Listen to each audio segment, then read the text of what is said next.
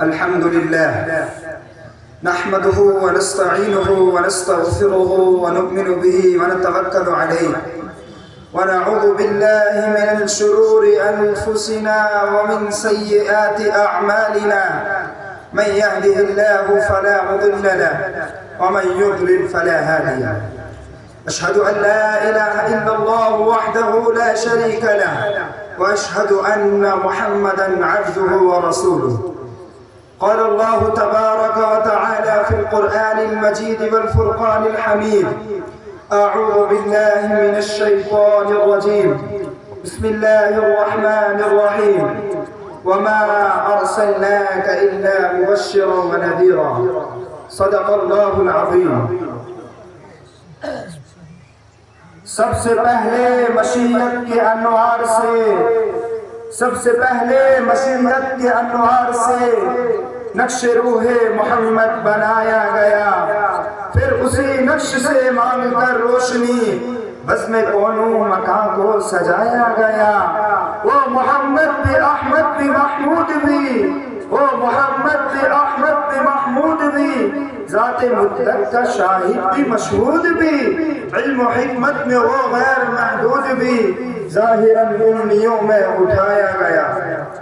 برادران اسلام اور قابل قدر شخصیات، بزرگوں بھائیوں اور سٹیج پر جلوہ افروز علماء کرام، مہمانان عظام اور کشمیر کے تمام مہمان اور علماء کرام اور اس جلسہ گاہ میں جو تشریف فرما میرے دوست اور بزرگ اور نوجوان، آج کا میرا موضوع سیرت النبی صلی اللہ علیہ وسلم پر ہے تاکہ خود کی اصلاح ہو جائے، ورنہ کسی کی کیا مجال کہ سیرت النبی صلی اللہ علیہ وسلم کے موضوع کو گفتگو کرائے تاکہ خود کی اصلاح ہو جائے۔ سیرت النبی صلی اللہ علیہ وسلم کے موضوع کو گفتگو بناتا ہوں، جیسے کہ شاعر رسول جو حضرت حسان رضی اللہ عنہ کا شعر ہے، جو انہوں نے اپنی مدحوری ظاہر کرتے ہوئے فرمایا ما ان مدحت محمدا بمقالتی،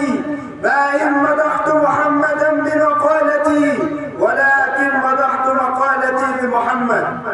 میری یہ بساط نہیں کہ میں اپنے اشعار سے مدحت رسول کا حق ادا کر سکوں، ہاں میں نے ذکر رسول صلی اللہ علیہ وسلم سے اپنے اشعار کی ضرور مدح سرائی کی ہے۔ کسی اردو شاعر نے کہا قلم میرا قاصر زباں میرے عاجز، قلم میرا قاصر زباں میرے عاجز، محمد کی عظمت بتاؤں میں کیسے، ہے محبوب رب امام الرسل و فضائل مکمل سناؤں میں کیسے۔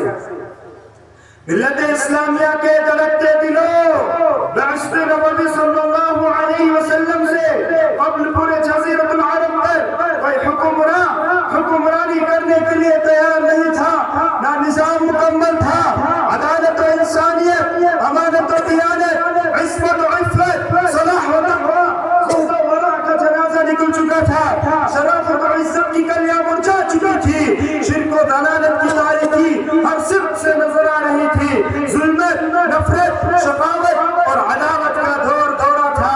کسی اردو شاعر نے کیا خوب منظر کشی کی، بدی کا زور تھا ہر سو جہالت کی گدائی تھی، بدی کا زور تھا ہر سو جہالت کی گدائی تھی، فساد و ظلم کی چاروں طرف پھیلی ہوائیں تھی، ذرا سی بات پر تلوار چل جاتی تھی آپس میں تو پھر جنگ آتی نہ تھی دو چار کے بس میں۔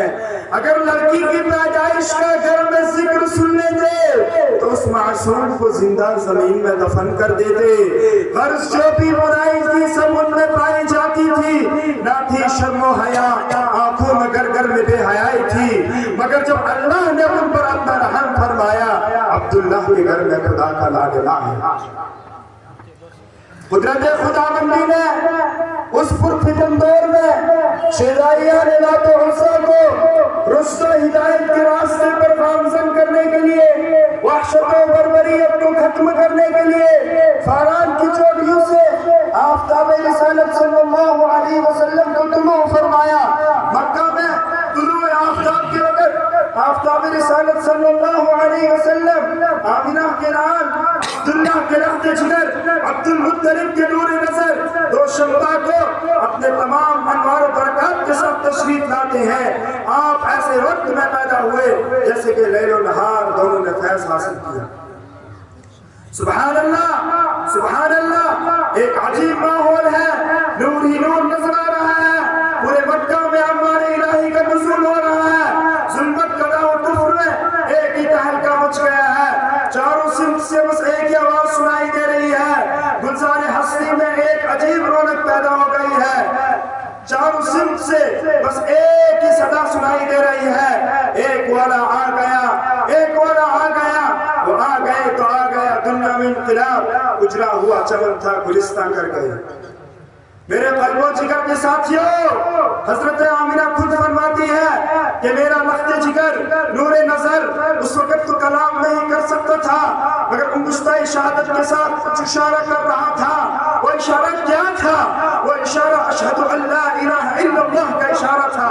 قلب آمینہ میں مسرت اور خوشی کی کوئی حد نہیں, لیکن جب محمد کی علام کو دیکھا کچھ غم کے اثرات بھی ہیں. فرماتی ہے کہ کاش آج عبداللہ ہوتے جو چاند سے بھی زیادہ خوبصورت ہے, دیکھ کر کتنا خوش ہوتے اور کھلونا وغیرہ لاتے. غیب سے آواز آئی, اے آمینہ فکر مت کرو, میں اس کا رکھوں مربی استاد بھی سب کچھ ہوں اس کا. اگر ایک بچہ کھلونا مانگے چاند کو کھلونا ملا دوں گا. اگر سیر و تفریح کو دل چاہے میں آلات پر بلا دوں گا. اگر کوئی شہادت طلب کرے پتھروں سے بھی کلمہ پڑھا دوں گا. اس کے بعد عبد المطلب آتے ہیں, سوال کرتے ہیں, اے آمینہ کوئی نام سوچا ہے؟ آمینہ کہتی ہے جب سے بچہ پیدا ہوا ہے نہ زبان پر قلب ہے نہ قابو پر, ذہن میں کئی نام آتے ہیں مگر قلب پر یہ دستخط ہوتی ہے محمد صلی اللہ علیہ وسلم. عبد المطلب کہتے ہیں اے آمینہ اس نام کو بچہ میں نے پورے جزیرۃ العرب میں نہ دیکھا نہ سنا. حضرت آمینہ فرماتی ہے آپ نے اس جیسا پورے جزیرۃ العرب میں کیا, اس جیسا بچہ پوری قیامت تک موجود نہ ہوگا جس کی تعریف خود رب کائنات کرتے ہیں. وَرَفَعْنَا لَكَ ذِكْرَكَ. ملت اسلامیہ کے پاسبانوں, آپ کا نام محمد ہی نہیں تھا بلکہ عنوان بن گیا تھا. آپ کو تمام محاسن کا ایک خوبصورت گلدستہ بنا دیا تھا. حضرت عائشہ صدیقہ رضی اللہ تعالی عنہ فرماتی ہے کہ مصر کی ان عورتوں کو دیکھ کر یوسف علیہ السلام کو مصر کی ان عورتوں نے دیکھ کر اپنی انگلیاں کاٹ دی تھی. اگر وہ میرے حبیب کو دیکھتی تو اپنے دل چیر دیتی. محسن انسانیت صلی اللہ علیہ وسلم جس طرح اخلاقاً اور کرداراً خوبصورت تھے, اسی طرح حسن و جمال کے اعتبار سے بھی خوبصورت تھے.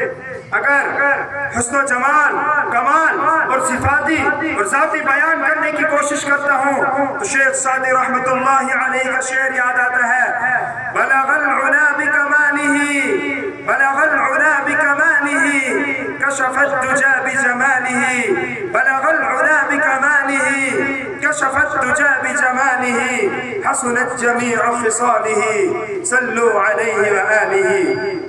جب شمس و قمر نے خاتم النبیین, ہادی کل, مولائے کل, ختم الرسل, آقائے کل, سردار دو جہاں, شہنشاہ محمد عربی صلی اللہ علیہ وسلم کو دیکھا تو پکار اٹھے, صحنِ چمن کو اپنی بہاروں پہ ناز تھا, صحنِ چمن کو اپنی بہاروں پہ ناز تھا.